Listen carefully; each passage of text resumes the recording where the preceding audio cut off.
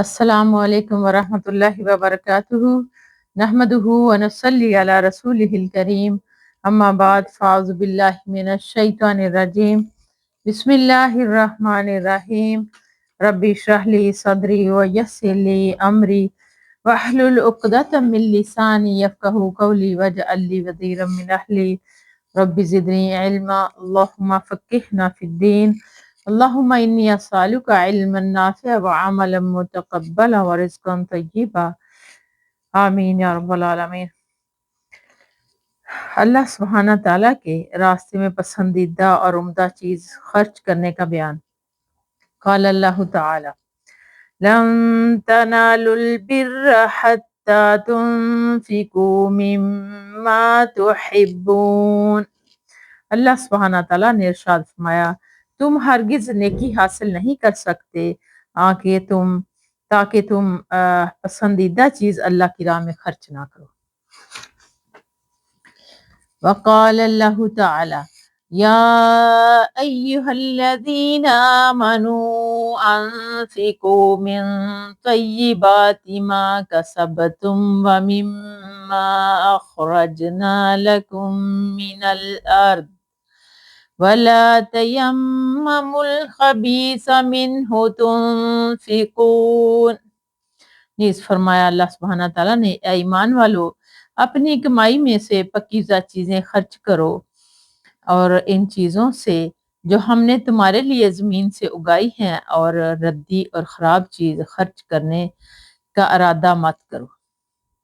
حضرت انس رضی اللہ تعالیٰ عنہ سے روایت ہے کہ حضرت ابو طلحہ رضی اللہ تعالیٰ عنہ انصار مدینہ میں کھجور کے باغات کے اعتبار سے سب سے زیادہ دولت مند تھے، اور انہیں اپنے مالوں میں سب سے زیادہ پسندیدہ بحرا نامی باغ تھا۔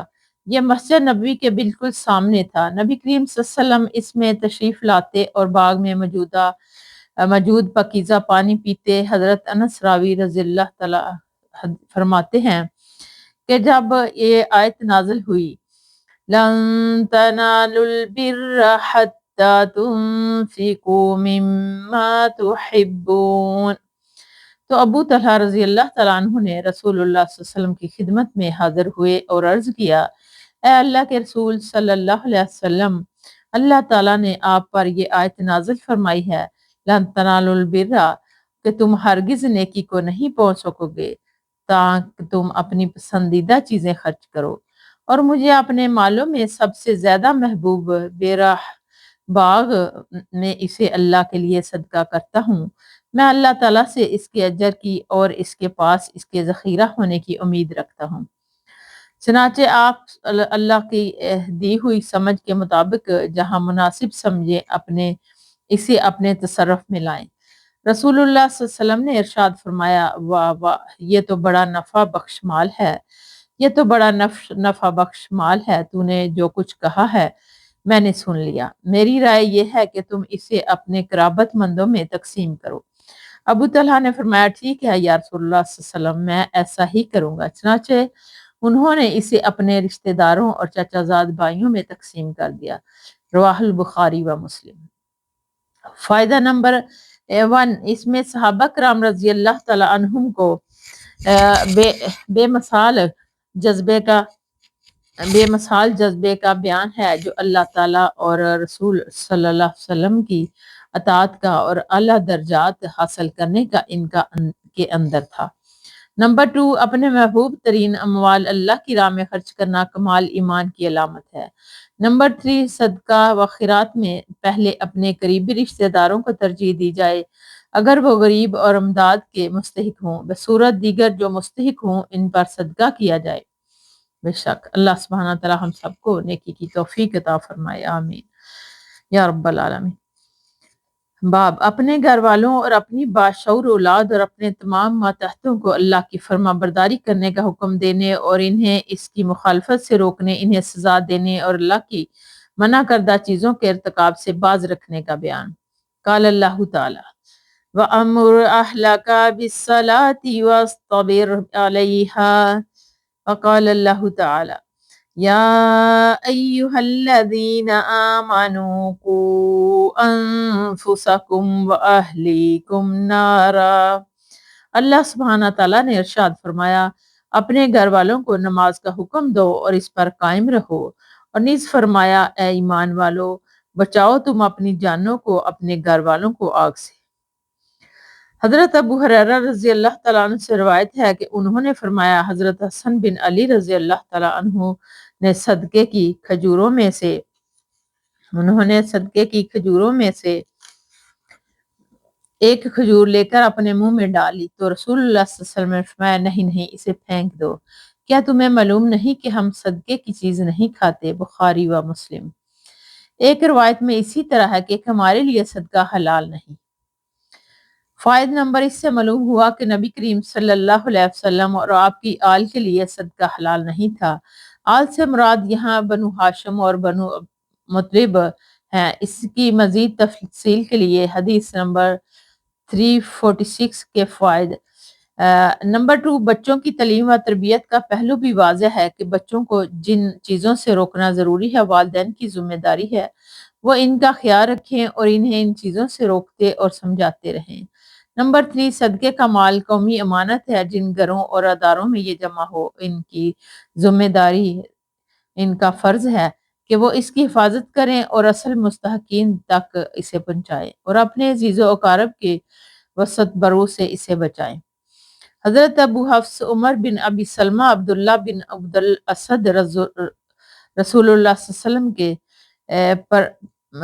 پروردہ یعنی ام المومنین حضرت ام سلمہ رضی اللہ تعالیٰ عنہ کے بیٹے ہیں سے روایت ہے کہ میں بچہ تھا اور رسول اللہ صلی اللہ علیہ وسلم کی زیر پرورش تھا اور میرا ہاتھ کھاتے وقت پیالے میں گھومتا تھا تو رسول اللہ صلی اللہ علیہ وسلم نے مجھ سے فرمایا، اے لڑکے اللہ کا نام لو، بسم اللہ پڑھو، دائیں ہاتھ سے کھاؤ اور اپنے قریب سے کھاؤ، چنانچہ اس کے بعد میرے کھانے کا طریقہ یہی رہا۔ رواہ البخاری و مسلم۔ فائد نمبر، اس میں بھی بچوں کو ادب و اخلاق سکھانے کی تعلیم ہے۔ نمبر 2، کھانے کا آغاز بسم اللہ سے کیا جائے اور جب ایک ہی برتن یعنی سینی یا تھالی وغیرہ میں متعدد افراد کھائیں تو اپنے آگے سے کھایا جائے۔ ہاں اگر انواع اقسام کے کھانے اور پھل وغیرہ ہوں تو حسب خواہش ایک دوسرے کے آگے سے بھی لیے جا سکتے ہیں۔ نمبر 3، موقع پر ہی بچے کو تنبیہ و نصیحت کی جائے کیونکہ یہ زیادہ مؤثر رہتی ہے اور اس کے دل و دماغ میں راسخ ہو جاتی ہے۔ حضرت ابن عمر رضی اللہ تعالیٰ عنہ بیان فرماتے ہیں کہ میں نے رسول اللہ صلی اللہ علیہ وسلم سے سنا، رسول اللہ صلی اللہ علیہ وسلم فرماتے تھے کہ تم سب کے سب ذمہ دار ہو اور تم میں سے ہر ایک سے اس کی رعیت کے بارے میں پوچھا جائے گا۔ امام حکمران ذمہ دار ہے اور اس سے اپنی رعایا کے بارے میں بات پرس ہوگی۔ آدمی اپنے گھر والوں کا نگران ہے اور اسے اپنی رعیت یعنی اہل خانہ کے بارے میں پوچھا جائے گا، اور عورت اپنے خامد کے گھر کی نگران ہے اور اسے اپنی رعیت، گھر میں رہنے والے بچے اور دیگر افراد کے بارے میں باز پرس ہوگی۔ خادم اپنے آقا کے مال کا نگران ہے، اس سے اس کی رعیت، مال و اسباب کے بارے میں پوچھا جائے گا۔ چنانچہ تم سب اپنے اپنے دائرے میں نگران اور ذمہ دار ہو اور سب سے ان کی اپنی اپنی رعیت کے بارے میں باز پرس کی جائے گی۔ رواہ البخاری و مسلم۔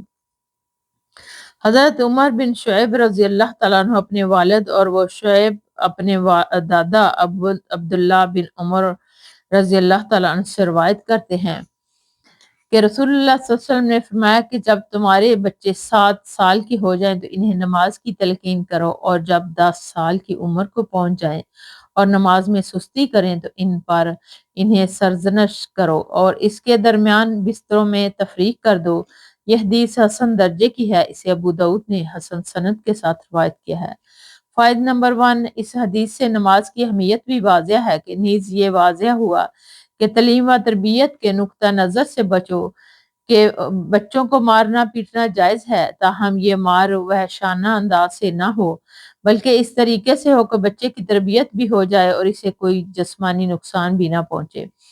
یہ فلسفہ بالکل غلط ہے کہ بچوں کو کچھ نہ کہا جائے، مار پیٹ تو کجا، ڈانٹ ڈپٹ سے بھی گریز کیا جائے، بلکہ تہذیب و تربیت کے لیے مناسب سزا تعزیر ضروری ہے۔ نمبر 2، فقہ نے لکھا ہے کہ نماز ہی کی طرح دیگر احکام شریعت بھی بچوں کے ذہن نشین کرائے جائیں اور ممکن ہو تو ان کی عملی مشق میں بھی، جیسے رمضان میں حسب عمر اور حسب طاقت بچوں سے چند روزے رکھوائے جائیں تاکہ روزوں کی اہمیت و فرضیت ان کے دماغوں میں بیٹھ جائے، اور جب وہ شعور بلوغت کی عمر کو پہنچے تو علم ہو کہ 5 وقتی نماز کی طرح رمضان المبارک کے روزے بھی ایک مسلمان کے لیے نہایت ضروری اور فرض ہیں۔ والا حاضل قیاس، یعنی اسی طرح دیگر احکام و مسائل اور معاملات کے تعلیم بچوں کو ان کی سمجھ کے مطابق دی جائے۔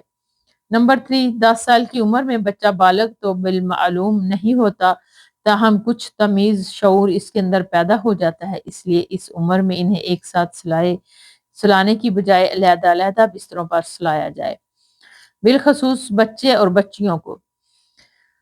حضرت شعیب بن محمد رحم اللہ سکا تابعین میں سے تھے، کہا جاتا ہے کہ ان کے والد کا نام محمد تھا اور ان کے زمانہ سغرا سنی میں وفات پا گئے تھے، چنانچہ ان کی کفالت ان کے دادا حضرت عبداللہ بن عمر بن عاص رضی اللہ تعالی عنہ مشہور صحابی نے کی۔ اس کا تذکرہ حدیث 138 کے تحت گزر چکا ہے۔ اپنے دادا اسے ان کا سماع صحیح ہے، لہٰذا یہ سند نہ تو مرسل ہے اور نہ منقطع بلکہ متصل ہے اور حسن کے درجے سے کم نہیں۔ حضرت ابو سریہ صبرہ بن معبد جہنوی رضی اللہ تعالیٰ سے روایت ہے کہ رسول اللہ صلی اللہ علیہ وسلم نے فرمایا، تم بچے کو 7 سال کی عمر میں نماز سکھاؤ اور 10 سال کی عمر میں اس نماز میں کوتاہی کرنے پر ان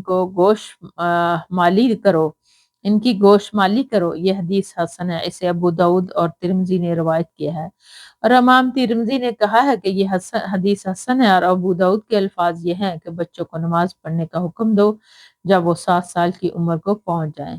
فائدہ نمبر 1، ظاہر بات ہے کہ بچوں کو نماز کی یہ تعلیم و تلقین وہی والدین اور اساتذہ کر سکتے ہیں جو خود نماز کے پابند ہوں۔ نمبر 2، صحابہ رضی اللہ تعالیٰ عنہم کے عہد میں یہ تصور ہی نہیں تھا کہ کوئی مسلمان بھی ہو اور پھر وہ نماز نہ پڑھے، لیکن بدقسمتی سے یہ آج کل مسلمان معاشروں میں اساتذہ والدین کی اکثریت فریضہ نماز سے غافل ہے۔ ان حالات میں بچوں کے نماز سیکھنے اور پڑھنے کی ترغیب و تلقین کون کرے؟ علاوہ ازیں اسکولوں میں بھی اس کا کوئی اہتمام نہیں ہے۔ فَإِلَى اللَّهِ مُشْتَاقًا، باب پڑوسی کا حق اور اس کے ساتھ حسن سلوک کی تاکید کا بیان۔ قال اللہ تعالی وَاعْبُدُوا اللَّهَ وَلَا تُشْرِكُوا بِهِ شَيْئًا وَبِالْوَالِدَيْنِ إِحْسَانًا وَبِذِي الْقُرْبَى وَالْيَتَامَى والمساكين والجار ذي القربى والجار الجنب والصاحب بالجنب وابن السبيل وما ملكت أيمانكم۔ اللہ سبحانہ تعالیٰ نے ارشاد فرمایا، تم اللہ کی عبادت کرو، اس کے ساتھ کسی کو شریک مت ٹھہراؤ، اور والدین کے ساتھ احسان کرو، نیز رشتہ داروں، یتیموں، مساکین، رشتہ دار یا قریبی پڑوسی اور اجنبی یا دور کے پڑوسی اور پہلو کے ساتھی یعنی ساتھ بیٹھنے والے اور مسافر اپنے مملوکہ غلام باندیوں وغیرہ کے ساتھ احسان کرو۔ حضرت ابن عمر اور حضرت عائشہ رضی اللہ تعالیٰ عنہم سے روایت ہے کہ رسول اللہ صلی اللہ علیہ وسلم نے فرمایا کہ مجھے حضرت جبرائیل علیہ السلام پڑوسی کے ساتھ حسن سلوک کی ہمیشہ تاکید کرتے رہے، یہاں تک کہ میں گمان کرنے لگا کہ اسے وراثت میں بھی شریک ٹھہرا دیں گے۔ رواہ البخاری و مسلم۔ فائدہ اس حدیث سے واضح ہے کہ پڑوسی کے ساتھ حسن سلوک کی اسلام میں کتنی اہمیت اور تاکید ہے۔ اسی طرح پڑوسیوں سے بدسلوکی دوسرے لوگوں کے ساتھ بدسلوکی کرنے سے زیادہ سنگین جرم ہے۔ حضرت ابو ذر رضی اللہ تعالیٰ عنہ سے روایت ہے کہ رسول اللہ صلی اللہ علیہ وسلم نے فرمایا، اے ابو ذر، جب تم شوربے والا سالن پکاؤ تو اس میں پانی زیادہ کر لو اور اپنے پڑوسی کا خیال رکھو۔ رواہ المسلم۔ اور مسلم کی ایک اور روایت کے الفاظ ہیں، حضرت ابو ذر رضی اللہ تعالیٰ عنہ فرماتے ہیں کہ میرے خلیل یعنی نبی کریم صلی اللہ علیہ وسلم نے مجھے تاکید فرمائی کہ جب تم شوربے والا سالن پکاؤ تو اس میں پانی زیادہ کر لو، پھر اپنے پڑوسی کے گھر والوں کو دیکھو اور اسے بھلائی کے ساتھ اس میں کچھ حصہ پہنچاؤ۔ فائدہ نمبر 1، اس سے معلوم ہوا کہ پڑوسی اگر غریب، مسکین اور اسی قسم کی محتاج ہوں تو پھر انہیں نظر انداز کر کے خود ہی سب کچھ کھا پی جانا اسلام میں ناپسندیدہ ہے، بلکہ تاکید ہے کہ ایسے غریب پڑوسیوں کا خیال رکھو اور محض اپنے کام و دہن کی لذت ہی سامنے مت رکھو، بلکہ اگر زیادہ توفیق نہیں ہے تو سالن میں پانی کا اضافہ کر کے اس میں سے ہی کچھ حصہ ان کو دے دو۔ نمبر 2، اس سے یہ بات نکلتی ہے کہ اگر اللہ تعالیٰ نے تمہیں صاحب حیثیت بنایا ہے تو اس کے مطابق ان کے ساتھ اس نے سلوک کرو اور اس میں تغافل یا تجاہل سے کام مت لو۔ حضرت ابو ہریرہ رضی اللہ تعالیٰ عنہ سے روایت ہے کہ نبی کریم صلی اللہ علیہ وسلم نے فرمایا کہ اللہ کی قسم وہ مومن نہیں، تو اللہ کی قسم وہ مومن نہیں، اللہ کی قسم وہ مومن نہیں۔ عرض کیا گیا اللہ کے رسول صلی اللہ علیہ وسلم کون؟ آپ صلی اللہ علیہ وسلم نے ارشاد فرمایا وہ شخص جس کی شرارتوں سے اس کا پڑوسی محفوظ نہ ہو، رواہ البخاری و مسلم۔ یعنی اور مسلم کی ایک روایت میں ہے کہ وہ شخص جنت میں نہیں جائے گا جس کی شرارتوں سے اس کا پڑوسی امن میں نہ ہو۔ فائدہ اس سے معلوم ہوا کہ پڑوسیوں کو دکھ پہنچانا اتنا بڑا جرم ہے کہ انسان جنت سے محروم ہو سکتا ہے۔ اللہ محفوظنا منہم۔ حضرت ابو ہریرہ رضی اللہ تعالیٰ عنہ سے روایت ہے کہ رسول اللہ صلی اللہ علیہ وسلم نے فرمایا کہ اے مسلمانوں کی عورتوں، کوئی پڑوسن اپنی پڑوسن کے لیے کوئی ہدیہ کمتر نہ سمجھے، اگرچہ وہ ہدیہ بکری کا کھر ہی کیوں نہ ہو، بخاری و مسلم۔ فائدہ اس سے معلوم ہوا کہ پڑوسیوں کو چاہیے کہ وہ ایک دوسرے کو ہدیہ دیتے رہا کریں، امیر کو اپنی حیثیت کے مطابق اور غریب کو اپنی حیثیت کے مطابق۔ غریب یہ نہ سوچے کہ معمولی چیز کسی کو کیا ہدیہ دوں، اس کا معمولی سا ہدیہ بھی عند اللہ مقبول ہوگا بشرط یہ کہ اخلاص سے دیا جائے۔ فَمَن يَعْمَلْ مِثْقَالَ ذَرَّةٍ خَيْرًا يَرَهُ۔ ویسے بھی غریب کا ہدیہ بھیجنا امیر کے دل میں اس کی قدر میں اضافے کا باعث ہوگا، البتہ امیر کے لیے بہتر ہے کہ وہ اپنی شان ہدیہ بھیجے کیونکہ وہ سائل سے بہراور ہے۔ یہ نہ ہو کہ جو چیز باسی ہو جائے یا اپنا جی اسے کھانے کو نہ چاہے تو ایسی سڑی بسی چیزیں پڑوسی کو بھیج دی جائیں۔ اس میں عدم اخلاص کے ساتھ پڑوسی کی حقارت کا جذبہ بھی شامل ہے، جبکہ ہدیے کا مطلب تو اخلاص و محبت کا اظہار ہے، اور جس میں کسی غریب پڑوسی کے لیے تحقیر شان کا جذبہ کار فرما ہو تو وہ ہدیہ کس چیز کا اور اللہ کے ہاں اس کی کیا قدر و منزلت ہوگی۔ ہاں اگر تحقیر شان والی بات نہ ہو تو پھر کم تر چیز بھی جو خود اسے پسند نہ ہو کسی غریب کو نہ دینا، اسے پھینک دینے سے بہتر ہے بشرط بجائے خود وہ چیز کارآمد ہو۔ حضرت ابو ہریرہ رضی اللہ تعالیٰ عنہ سے روایت ہے کہ رسول اللہ صلی اللہ علیہ وسلم نے فرمایا کہ کوئی پڑوسی اپنی پڑوسی کو اپنے مشترکہ دیوار میں لکڑی یا کیل وغیرہ گاڑنے سے نہ روکے۔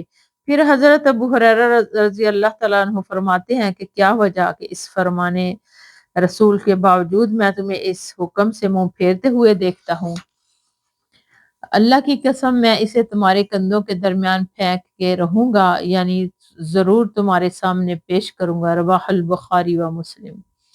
فائدہ اس حکم اور تاکید کی اہمیت ان آبادیوں اور بستیوں میں سامنے آتی ہے جو جھونپڑیوں اور خیموں پر مشتمل ہوں، یا ایسے علاقوں میں جہاں اب بھی دو پڑوسیوں کے درمیان پختہ دیوار ایک ہی ہوتی ہے۔ بڑے شہروں کی طرح اپنی اپنی الگ الگ دیواریں نہیں ہوتی، تاہم اس سے یہ اصول ضرور معلوم ہوتا ہے کہ پڑوسیوں کے معاملے میں انسان کو بد مزاج یا بد معاملہ نہیں ہونا چاہیے کہ ایک کیل کا ٹھونکنا، ایک لکڑی کا گاڑنا بھی اسے ناگوار ہو، بلکہ بعض دفعہ دیکھا گیا ہے کہ صرف ٹھک ٹھک کی آواز سے ہی وہ مشتعل اور لڑنے پر آمادہ ہو جاتے ہیں۔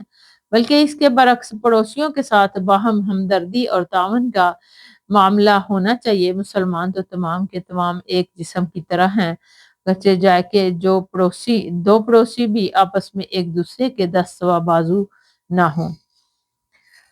حضرت ابو ہریرہ رضی اللہ تعالیٰ عنہ سے روایت ہے کہ بے شک رسول اللہ صلی اللہ علیہ وآلہ وسلم نے ارشاد فرمایا کہ جو اللہ اور یوم آخرت پر ایمان رکھتا ہے وہ اپنے پڑوسی کو ایذا نہ پہنچائے۔ جو اللہ اور یوم آخرت پر ایمان رکھتا ہے اسے چاہیے کہ وہ مہمان کی عزت کرے، اور جو اللہ اور آخرت کے دن پر ایمان رکھتا ہے اسے چاہیے کہ وہ بھلائی کی بات کرے ورنہ خاموش رہے، رواہ البخاری و مسلم۔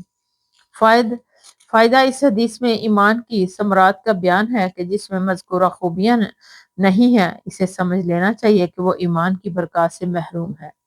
اس کا ایمان بے ثمر درخت کی طرح یا اس پھول کی طرح ہے جو خوشبو سے محروم ہے، یا ایک ایسا قالب ہے جس میں روح نہیں۔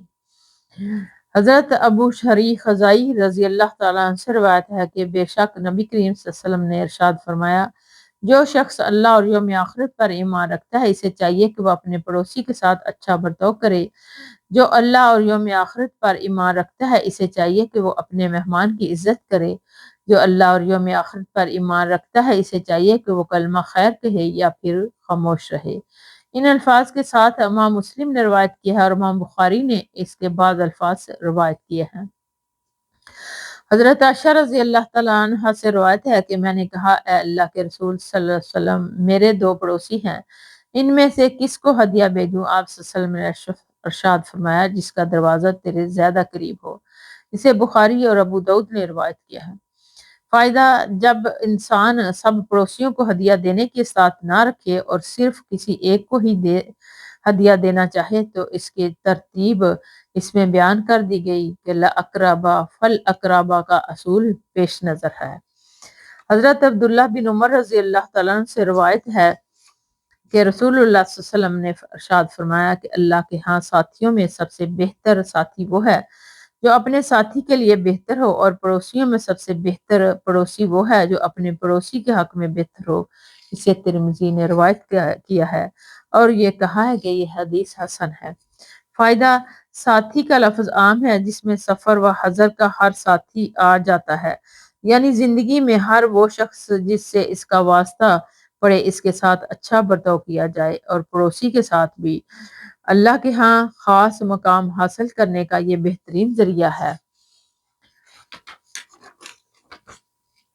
اور والدین کے ساتھ حسن سلوک اور رشتہ داروں کے ساتھ صلہ رحمی کرنے کا بیان۔ اللہ سبحانہ تعالیٰ نے ارشاد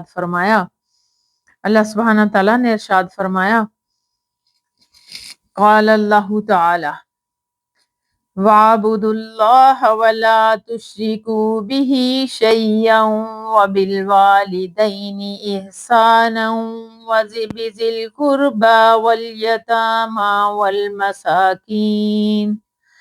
وَالْمَسَاكِينِ وَالْجَارِ ذِي الْقُرْبَى وَالْجَارِ الْجُنُبِ وَالصَّاحِبِ وَالْجُنبِ وَابْنِ السَّبِيلِ وَمَا مَلَكَتْ أَيْمَانُكُمْ۔ اللہ سبحانہ تعالیٰ نے ارشاد فرمایا کہ تم اللہ کی عبادت کرو، اس کے ساتھ کسی کو شریک مت ٹھہراؤ، اور والدین کے ساتھ نیک سلوک کرو، نیز رشتہ داروں کے ساتھ، یتیموں کے ساتھ، مسکینوں، رشتہ دار یا قریبی پڑوسی، اور اجنبی یا دور کے پڑوسی اور پہلو کے ساتھی، ساتھ بیٹھنے والے اور مسافر، اپنے مملوک غلام باندیوں کے ساتھ اچھا برتاؤ کرو۔ وآخر دعوانا ان الحمد للہ رب العالمین۔ سبحانک اللہم وبحمدک، نشہد ان لا الہ الا انت، نستغفرک ونتوب الیک۔ السلام علیکم ورحمۃ اللہ وبرکاتہ۔